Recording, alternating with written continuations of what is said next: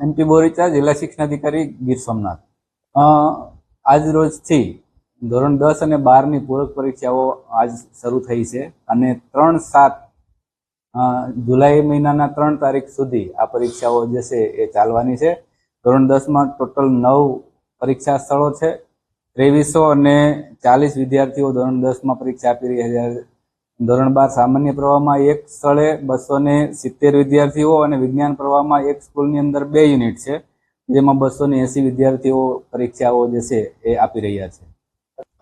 પરીક્ષાની સંપૂર્ણ તૈયારી અમે અગાઉથી જ કરેલી છે. તમામ સેન્ટરોની ચકાસણી કરાવેલ છે. પરીક્ષાઓમાં ગેરરીતિ ન થાય એ માટે વર્ગ 1 અને 2ના અધિકારીશ્રીઓની નિમણૂક માનનીય કલેક્ટર સાહેબ શ્રી દ્વારા કરવામાં આવેલ છે અને તેમ છતાં અમારા દ્વારા પણ દરેક સેન્ટર ઉપર વોચ રાખવામાં આવી છે. દરેક સ્થળોએ પૂરતી સુવિધા વિદ્યાર્થીઓને મળી રહે એવી પણ વ્યવસ્થા કરવામાં આવી છે. આરોગ્યની કોઈ પ્રશ્ન ઉપસ્થિત થાય તો આરોગ્ય વિભાગ પણ સક્રિય રીતે આમાં જોડાયેલ છે.